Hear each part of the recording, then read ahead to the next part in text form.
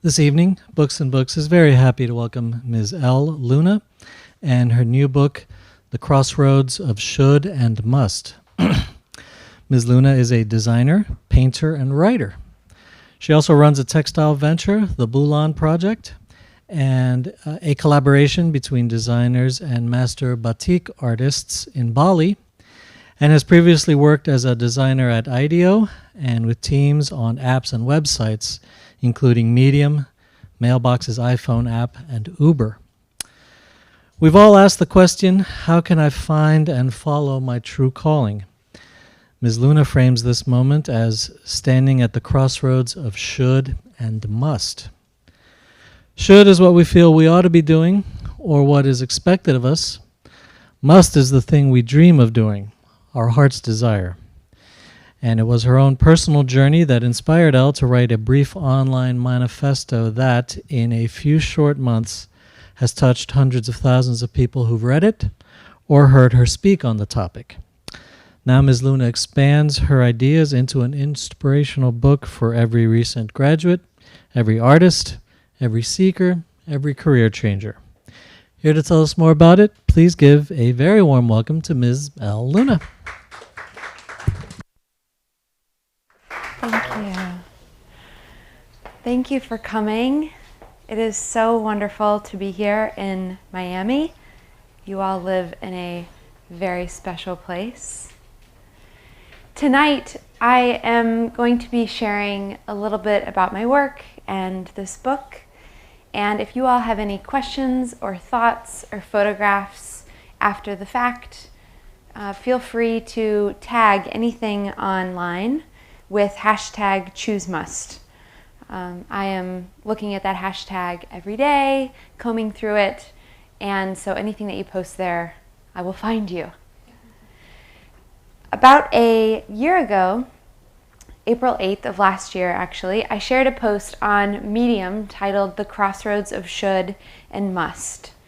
And probably like so many of you all, I post things on social media every day, all the time. A couple grams, a couple tweets.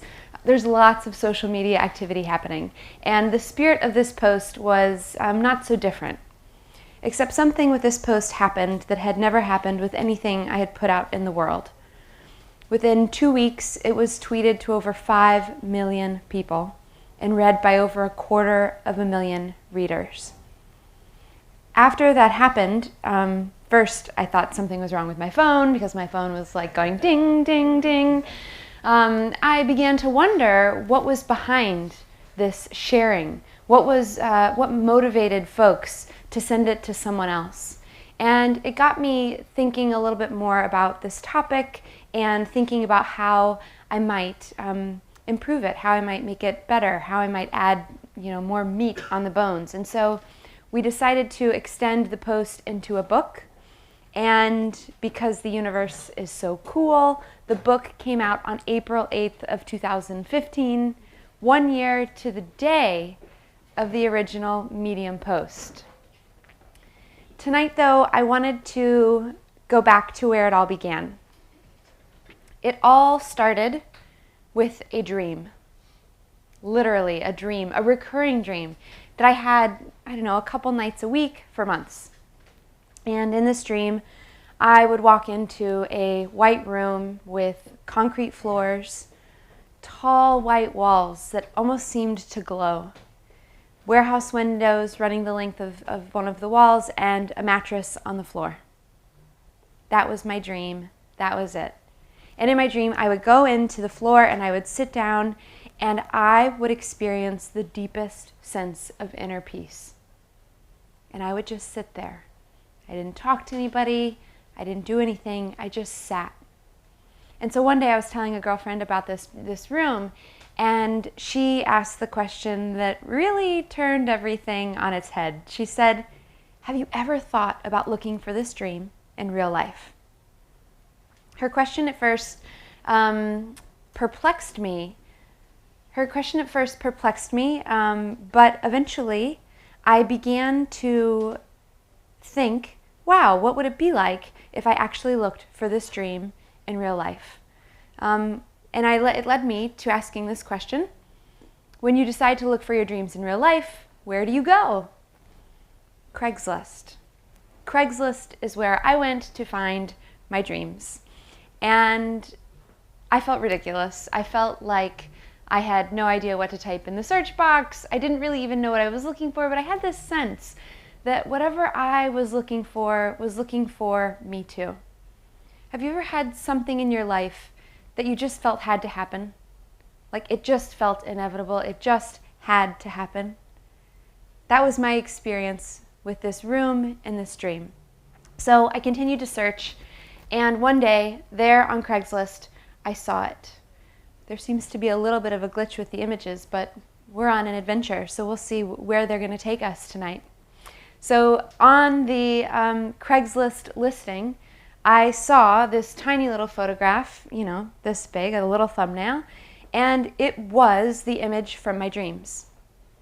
What a wild experience to have a dream and then to see a photograph of the dream in real life, an apartment for rent in San Francisco, and there was an open house the very next night.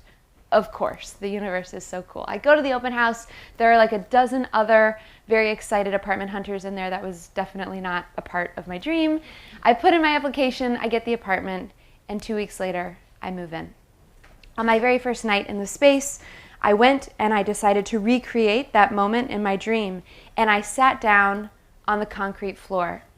But instead of being filled with that peace that I felt before, I unexpectedly began to panic. What was going on? What was this all about? I literally said out loud to the room that had called me to it, "Why am I here?" And as clear as day, the room replied, saying, "It's time to paint." I had painted all the time as a kid. I had painted on and off through high school, through college, but somewhere along the way, probably when I was filling out law school applications because I thought I should go be a lawyer, I stopped painting. So at this wonderful bit of advice from the white room from my dreams, I went to the art supply store the next morning and rebuilt the toolkit from the ground up. I got the band back together again. And I went back to my studio and I got busy working. Is this the white room here? This is it. This is the white room for my dreams. This is me working. My little dog is curled up somewhere on a pile of drawings in the corner.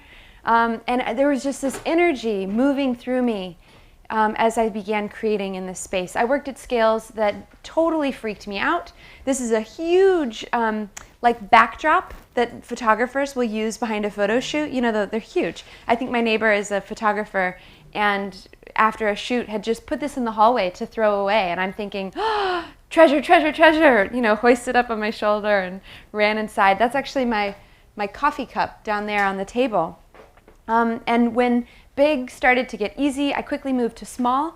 These are 100 self-portraits completed in about 100 days as a part of a project I did on Instagram called the 100-Day Project, where you commit to doing the same thing every day for 100 days. And I started sharing all of this art making for better and definitely for worse on social media. I quickly learned that if I was ever sharing a painting that was maybe a little new or I was not so sure about, I had this wonderful, small, fluffy white dog. She was adorable and generally people liked her. And I would just scoot her into the shot and I wouldn't feel so nervous about posting my vulnerable art. One day, something happened that I never could have anticipated. A gallery owner in San Francisco gave me a call and she said, "I see all this work that you're posting on Instagram. What are you doing with it all?" And I said, "Well, I'm either painting over it or throwing it away. Your supplies are very limited." And she said, "Stop that immediately." She said, "I have one show ending and another show beginning, and I got 3 days in between. Would you like to come and have a pop-up show in my gallery?" And I said, "Oh my gosh, yes. What a tremendous opportunity." She sent some guys over with a truck. They cleared off my floors, my walls, the whole space, and they took it over to this gallery space and installed 60 pieces of new work created in about 5 weeks.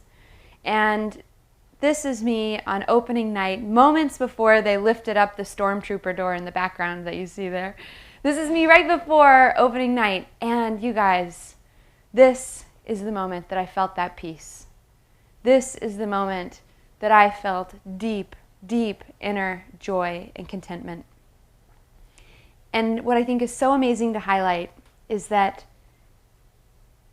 the event hadn't even begun. And this was the moment when I felt it. It didn't matter if anything sold.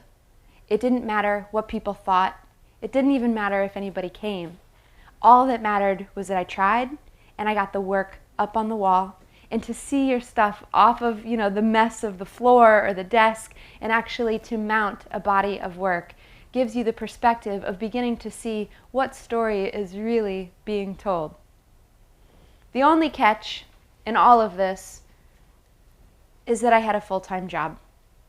I was working well over 40 hours a week at a startup in Silicon Valley. I was the design lead at a startup called Mailbox, and we wanted to revolutionize the way that email was processed on the phone. There were a lot of companies out there providing email solutions, but we wanted to design something specifically for the iPhone because now everyone's, got these magical computers in their pockets, right? So I was on this team. There were maybe a dozen of us, and it was something that I was really passionate about. Around the same time, I came across a TED Talk by artist and designer Stefan Sagmeister. Have you all heard of him? He's in New York. He's an amazing designer. He's also just a wonderful human. And he gave this TED Talk where he talked about different types of work: a job, a career, and a calling. He outlined them as different, which really caught me because I had never thought about these three things as different. And I began to wonder, which ones did I have in my life? And I would ask you all the same question. A job, he says, is something done typically from 9 to 5, something typically done for pay. A career is a system of advancements over time, and a calling is something done for intrinsic motivation, something done regardless of pay, regardless of fame or fortune. You just got to do it. And these three categories really caught me, and I think what's really interesting is that with your work, with your projects, both paid and unpaid, to have awareness around how things would map across this spectrum is incredibly empowering. Around the same time, I picked up a biography about Picasso by Ariana Huffington.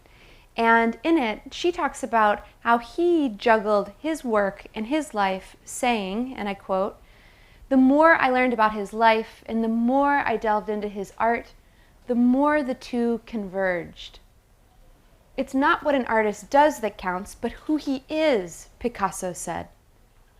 But Picasso's art was so thoroughly autobiographical that what he did was what he was. I read that last sentence over and over again. What he did was what he was. What he did was what he was. And this led me to a hypothesis, a question. What if our job was our calling, was our career? What if they were all one and the same? What might that look like for our lives? What if we could no longer tell where the person ended and the product or painting began? What might that look like for each of us?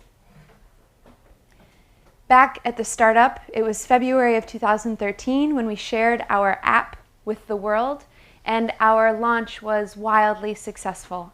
I remember sitting there at my desk looking around at this amazing team, a wonderful day, a wonderful launch, thinking this is one of the highlights of my life, to go from an idea on a Post-it note all the way through to a product in the App Store that anybody can download on their phone anywhere in the world just by tapping a button. This was one of the highlights of my life. But I couldn't reconcile in the back of my head what any of it had to do with my dream of a white room. This was when the crossroads of should and must appeared very, very clearly in my life. Two roads, both equally appealing, but they were different. And I had to choose. I looked at my finances and I saw that I could buy myself a little bit of time to try to give it a go making art full time. And I put in my notice and I quit. Since that day, I have learned that we all arrive at this crossroads, each one of you, every day, sometimes in big ways, sometimes in smaller ways, but it appears every time we make a decision. And we have two options, should or must. Should is one path we can choose, and a lot of times there are many shoulds. Should is all of the expectations that others layer upon us. Shoulds can be small, sometimes like you should go to that movie or listen to that song. Those aren't really the ones I'm talking about. The ones I'm talking about are the larger shoulds. When things seem to be going this way and then suddenly there's a force that begins making things go differently. When you are running your race and something has you running a different one. When we choose should, we are choosing to live our life for someone or something other than ourselves. Must is different. Must is who we are, what we believe, what we know to be true when we are alone with our truest, quietest, most authentic self. Must is our urges, our convictions, our passions, our gifts, these things that are undeniable. They just are. They just exist. A girlfriend of mine said to me last week, I know the feeling of must. It's the feeling of being in love. When you know, you just know. Must isn't always easy. Must can be really hard. I look at the work of Van Gogh. I look at his life, reading his letters to his brother Theo. Van Gogh painted out of must, but the world wasn't quite ready for the paintings that Van Gogh was making during his lifetime. We have since caught up to the genius of Van Gogh, but it was very difficult. It was very difficult, but I have come to realize that choosing must, even if difficult, is the greatest thing that we can do with our lives. I was talking about all of this with a friend, and we were laughing about how great must sounds, and if it's so great, why don't we choose it every day, all the time? It's hard. It's really hard. And so we were kind of sharing notes on the phone, and he said to me, have you heard of this man named Gurdjieff? Have you all heard of this man? Yes, there's usually. So Gurdjieff was a spiritual teacher around the turn of the century. And his books are a little difficult to find, right? He's not many folks have heard of him, but hopefully now that we're talking about him, they will. He was also one of the pioneers of an amazing tool called the Enneagram, which is kind of a cousin to Myers-Briggs. I think maybe even a foundational tool for Myers-Briggs, which maybe some of you all are familiar with. Anyway, Gurdjieff was a brilliant mind, and one day he was talking to his pupils, and he posed a question. If a prisoner desires to be free from prison, what's the first thing the prisoner needs to know? He asked. One student raised their hand and said, the prisoner needs to get to know the guard. Another student raised their hand and says, the prisoner needs to find the key. No, Gurdjieff says. If a prisoner desires to be free from prison, the first thing that prisoner needs to know is that they are in prison. Until they know that, no escape is possible. If we want to get to know must, we first have to get to know should. And the more we avoid should, the more must will elude us. Should is the gatekeeper to must. It is an invisible force that acts against us, and getting to know it is wise. As a friend of mine said, go where there be dragons. Should, shining a light on them, getting to know them can be an amazingly empowering exercise. In the book, one of the amazing things is having the space and the pages, unlike a blog post, where you get to explore a lot of tools and tips and tricks on how to explore should. Tonight I just wanted to share one of them with you, but there are a lot, and they can be done in 10, 15-minute chunks of time, which is largely how I outline them in the book. But one of the cool things about social media is that now that the book is out there, people are doing these activities, and then they're posting their activities on Instagram. That just like blows my mind. And you know, we're also like live streaming this right now. Like the connection between the content and creators and community, it's all just one big cookie. It's delicious. So this is one of the pages that somebody, this is their notebook, and they did this exercise, which I'm about to share with you. And I wanted to show it to you before I dove in so you could see an example of what somebody else's looked like. The exercise is this. This is a page from the book of fill-in-the-blank sentences around should. You should never. You should always. You should know better than to. If you took out a piece of paper or drew in your book and completed these sentences, after you complete all of the sentences, go through them line by line. And one of the things I'd like to point out about these shoulds is that often these shoulds come from early on in life. Usually these are very, very early, deep-seated belief systems that come from maybe family, but usually larger than that. Usually it's larger systems of thought, like the community into which you're born, or the location into which you're born, or the time into which you're born, which affects everything around you, from advertising to speech to behavior patterns. These are the systems of thought that we want to begin to get to know. So if you fill in these sentences, you can then take them line by line and ask each one 3 questions. This is the first question. Imagine this is my should, the first should. Hello, should. Where did you come from? When did I first pick you up in my life? 2, are you really true for who I have become now at this point in time? And last, do I really want to keep holding on to you? Really? Because you're heavy. And I have to carry you around with me into every meeting, into every project, every friendship, every relationship. And if I'm going to carry you, I want to know why. And this is an amazing thing. Maybe we have something that's really hard in our lives, but we really want that thing. In that moment, it ceases to be a should and becomes a must. Or, so beautiful, we might have something in our lives that we would like to let go of. I kindly set you down now. You have served your purpose, and now I am moving on. I am freeing up space in my life because I want to give everything I've got for my must. After we get to know the shoulds a little bit better, we begin to step into the territory of must, of finding it, figuring out what it is, and then following it day in and day out. Because one of the things about this crossroads is that it is not a one-time forever decision. It's a decision that we have to make again and again every day. Just because we chose should yesterday doesn't mean that we'll choose should today. Just because we chose must yesterday doesn't mean we'll choose must again today. I want to share with you tonight 3 of the biggest questions people have asked about finding and following their must.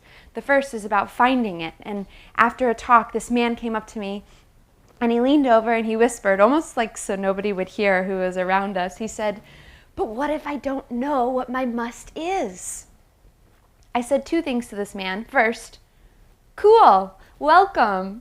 And second, call your mom. Call your mom immediately, or someone who knew you when you were little, because nowhere is the essence of must more purely exhibited than when we're children. Who were you as a child? What did you love to do? Call your mom or someone who knew you and ask them to tell you stories about what you were like. And I know this sounds a little cheesy, but it works. Take out a piece of paper and take down notes. Capture these stories. They are so, so rich. These stories contain the earliest seeds of must. Who were you as a child? What did you love to do?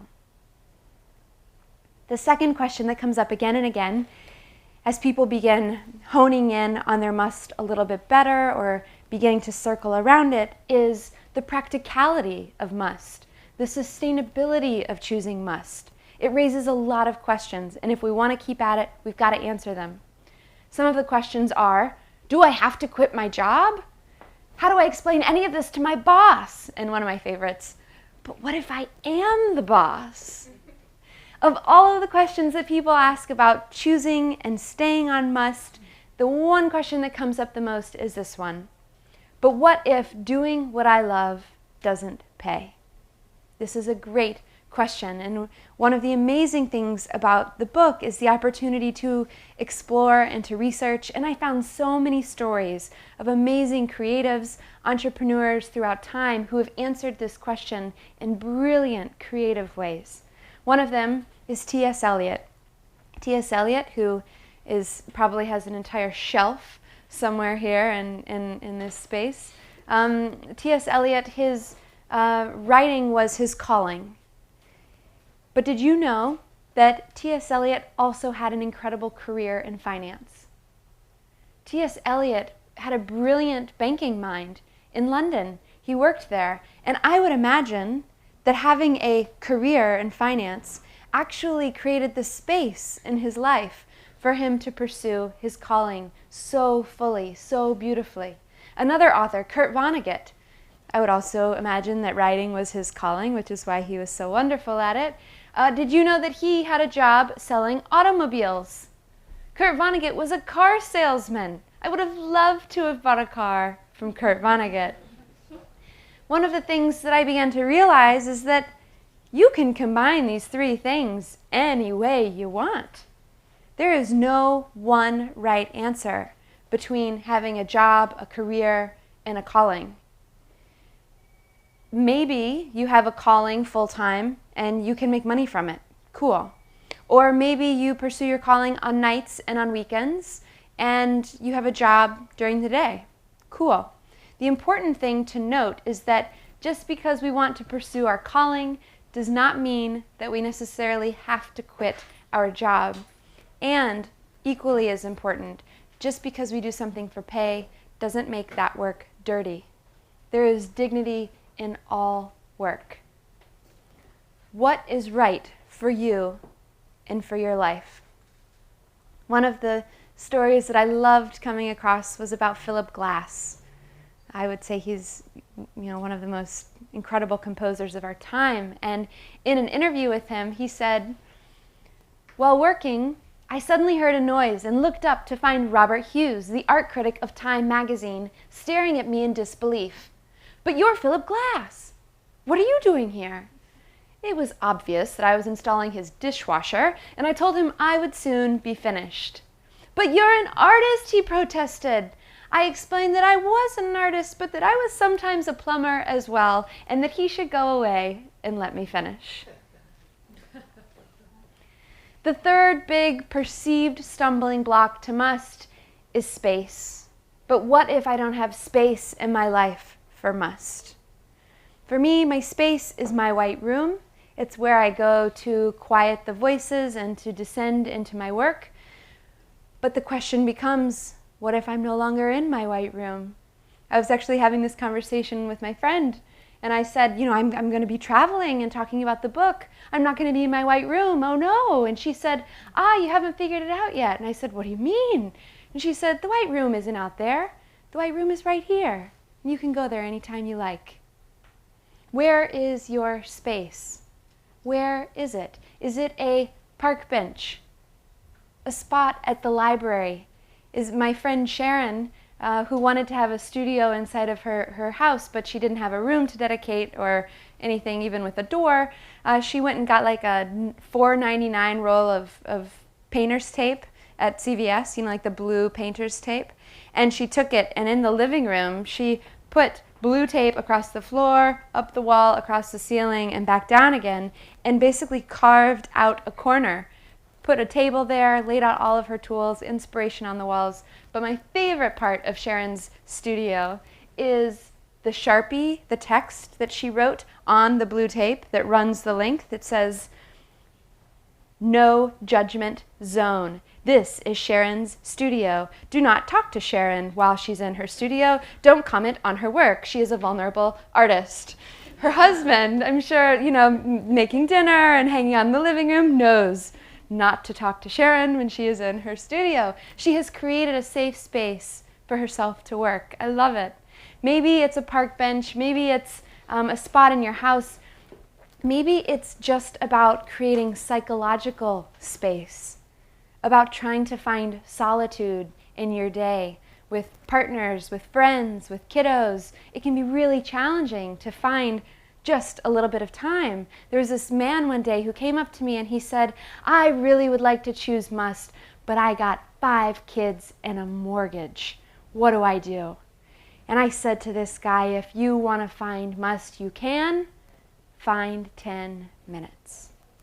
10 minutes can be found in little pockets of time all over the place. If we're waiting, which sounds really fun, really, really fun, for the 3-month vacation away from our everyday life, where we go to a faraway tropical island to finally make our masterpiece, I think it's a wonderful dream, but often it's more of a dream than a reality. Get creative and figure out how to make 10 minutes work for you. 10 minutes here, 10 minutes there. You'll start to find 10 minutes all over the place. The question becomes, why don't we create space for must if we can find 10 minutes all over the place? And I think it's because we are so busy.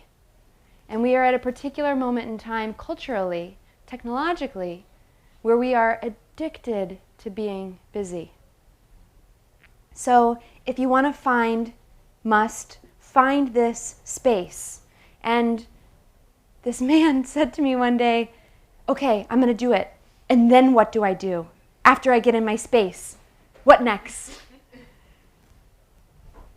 And I thought about his question, and this was the question that I responded with. What is one action that you can take to honor your calling today? And in very tiny letters over there it says, it might only take 5 minutes. Something very small. You might even overlook it. It might seem so small.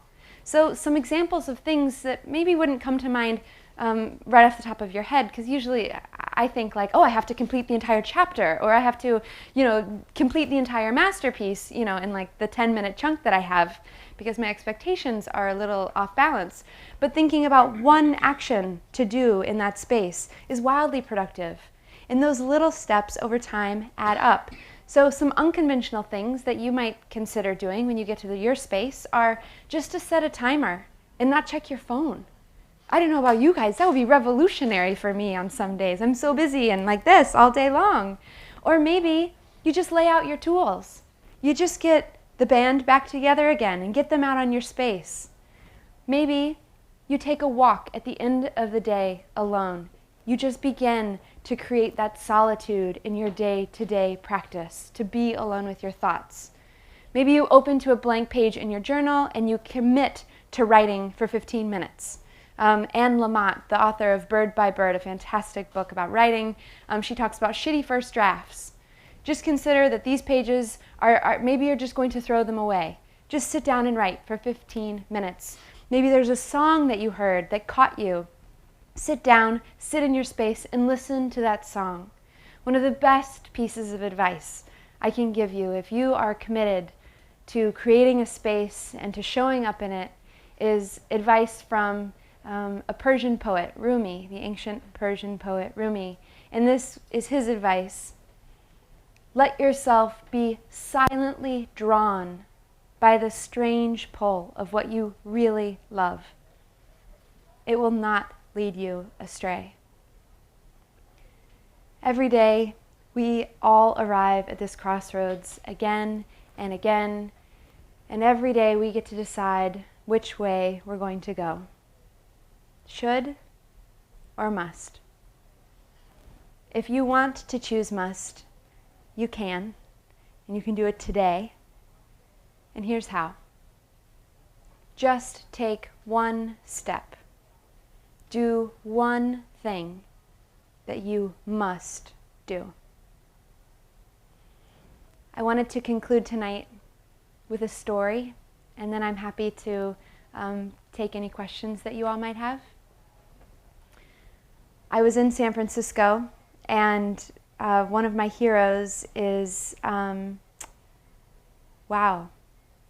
on her name, The Artist's Way, Julia Cameron. One of my heroes is Julia Cameron, and in The Artist's Way, if you are interested in, I think she calls it creative recovery, it's a fantastic book. And it's one of those books where if you buy it, you just need to buy two, because the minute you have a copy, you'll meet somebody and you'll think, oh, they have to have this book, and you'll give it to them, and then your copy will be gone. So always buy two of her books.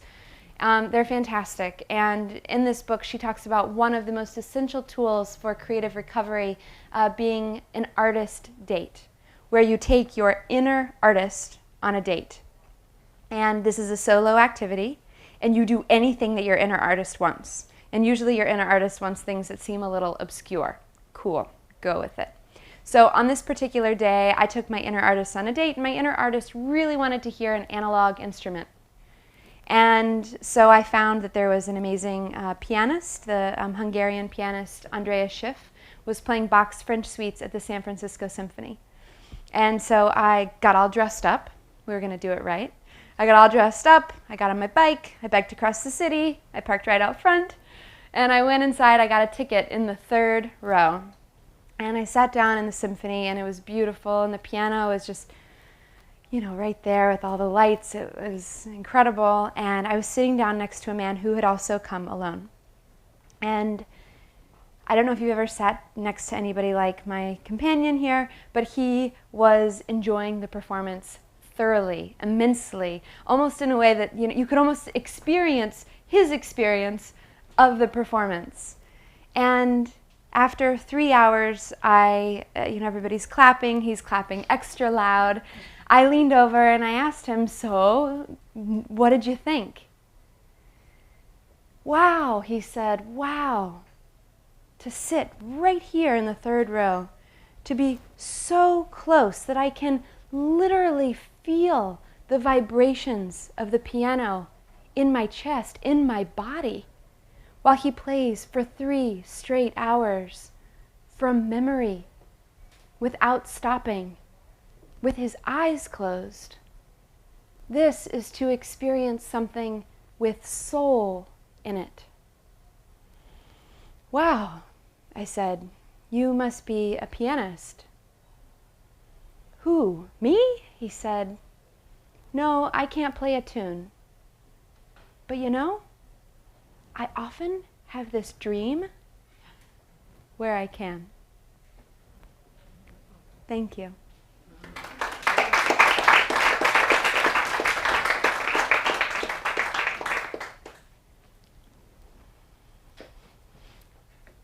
Time for questions or comments, folks? Always time for the first hand to come up here. In the blog post, you had divided it into sections, and then there was a section that you sort of touched upon, but number 3 about breaking your own heart and failure. And I'm too scared to do it. Do you mind touching upon that section a little bit more? Yes. So in the book, I talk about 4 perceived roadblocks, and 3 of them are the ones that we think are the roadblocks, but the one you just mentioned is the real zinger. So the 3 that we think are usually roadblocks are money, time, and space. The real one is the 4th, and this one will stop us dead in our tracks every time. Vulnerability. The fear of failure, the fear of stepping into something that you feel deep conviction around, the unknown, the uncertainty. It's a strong cocktail. It is a perfect storm. And it makes a lot of sense why we would stop at that door and maybe turn back. Paulo Coelho, the author of The Alchemist, another favorite book, he was talking to a class one day, and he spoke about this very thing. And he said, we who fight for our dreams suffer far more when it doesn't work out, because we can never fall back on that age-old excuse, oh well, I didn't really want it anyway. We do want it, and we have risked everything to make it happen. If you find that you're in a space of vulnerability, I would say two things. First, it's normal. Things are happening. Things are working. You're close, because must sometimes is so important to us that we can't even see it. It's hard to even get close to it. And so if you're right there, you're exactly where you're meant to be. The second thing is something I'm learning from studying Buddhism about vulnerability and as it relates to fear and suffering. And Pema Chodron, in her book, When Things Fall Apart, I just picked it up like 2 weeks ago. She talks about how when there is hardship, it's usually because we're close to truth. And we have two options about what we want to do. One is to just kind of avoid it and go the other way. It's kind of like the finger of truth is upon us, and we're like, no, stop. It creates suffering in our lives. We can either say, okay, I'm going to just avoid that this ever happened. I'm out of here. Or the second response is to step into it. And she talks about touching that vulnerability and stepping into that space that seems really scary. And the language that she uses around this is beautiful. She says, the more we are willing to step into that vulnerability, even though it's hard, what comes out the other side is higher levels of consciousness and wisdom. I don't know. When you read it like that, you think like, okay, cool, next time we encounter that, we're going to go for the wisdom. So thank you for asking. That's a great question. And it's hard. Hopefully it's like a muscle that just gets stronger, and we can say like, okay, I've been at this door before. I know how this dance goes, and I know that the benefit is worth it. Thank you.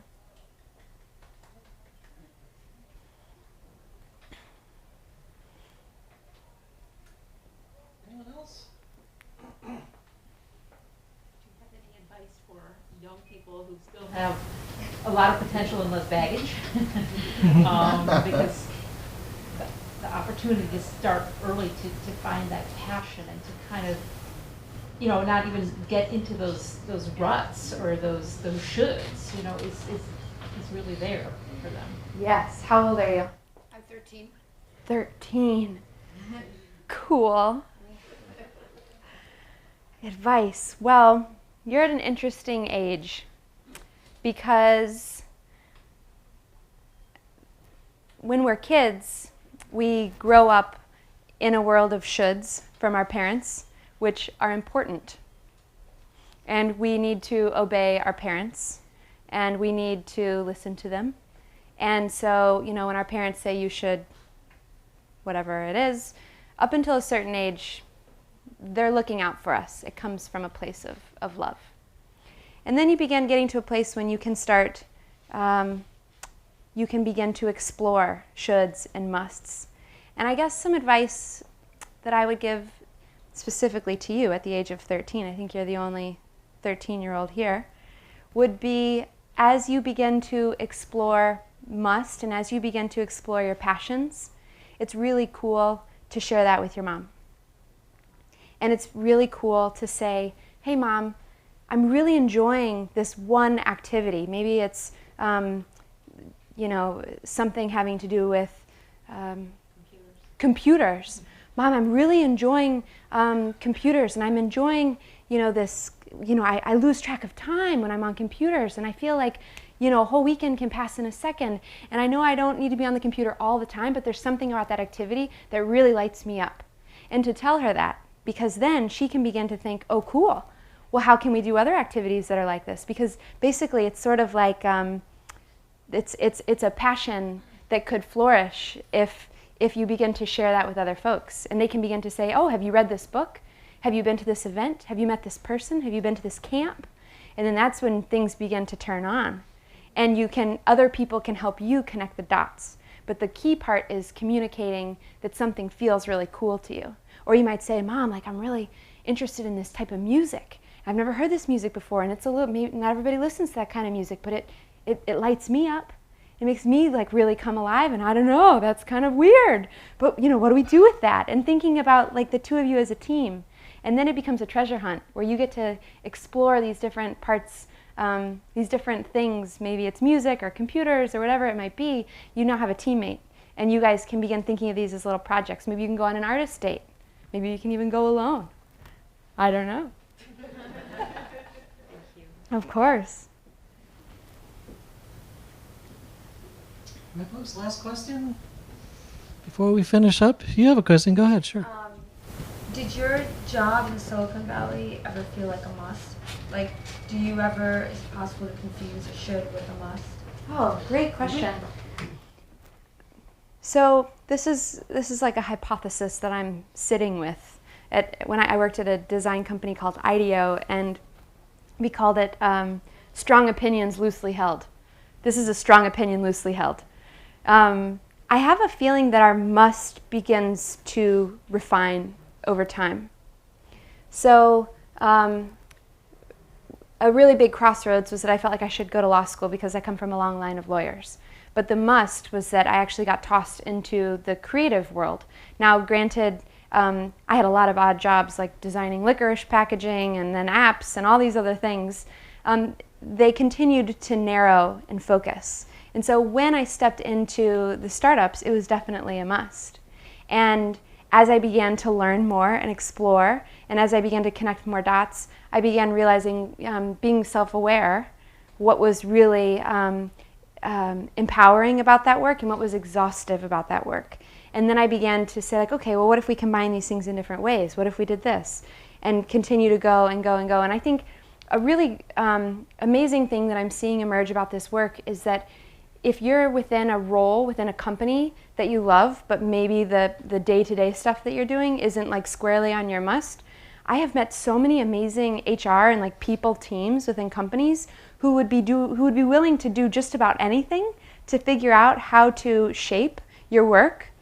Sometimes the responsibility just falls on us to figure out what that is, because they can't like read our minds as much as I wish that they could. And so over time, like at IDEO, I said to them, like, I'm really craving working more with startups or smaller teams. I would like the kind of design process to go from years to months. Can we do that type of work here? And it was a cool discussion, right? They were like, well, we would like for you to stay, and what if we could do that? What if we could make that happen? Maybe it'd be a new area of business for us. It's again, you have a team member and you say, like, I'm really craving to do this thing. Can we do it together? And if not, can I do it over here, but we still connect? Or it's sort of like your family just gets bigger. And so must changing over time, yes, I think it refines. Sometimes we can just take massive exits off our highway. Certainly that can happen. But hopefully if we kind of stay self-aware and we're not making the leap, there's this, we talk about making the leap, taking, off we go, this like bold proclamation on Facebook, like, I'm going to fill in the blank. One of the things that I've learned about must is that don't take the leap. Don't do that.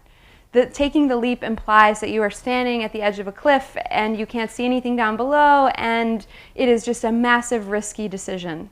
I think the most sustainable musts are ones where you get all the finances figured out and where we get all the pieces together and we talk to the people whose lives might be impacted by the decision.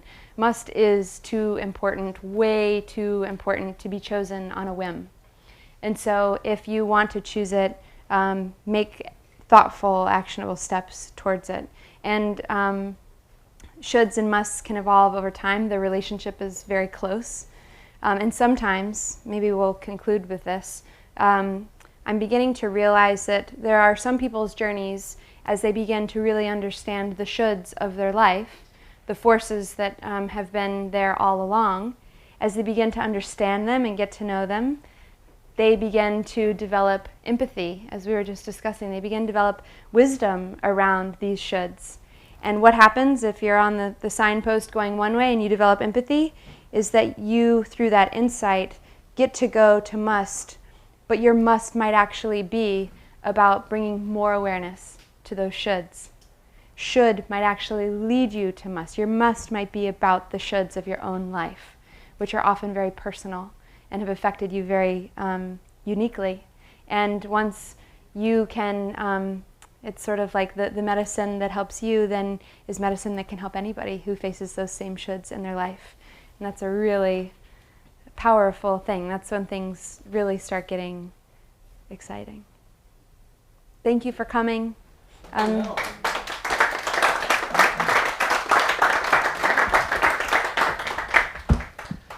right, folks, then just a quick reminder for our internet audience watching at home. Still time for you to purchase a copy of the book, and we'll ship it to wherever you are in the U.S. free of charge if you call the number on your screen. For those of you here in the house, we have the book for sale at the counter in the front room over there. Elle's going to be signing over there at the table to the left of the screen. And this has been such an interesting talk. Please give another hand to Elle Luna. Thank you very much. Thank you all.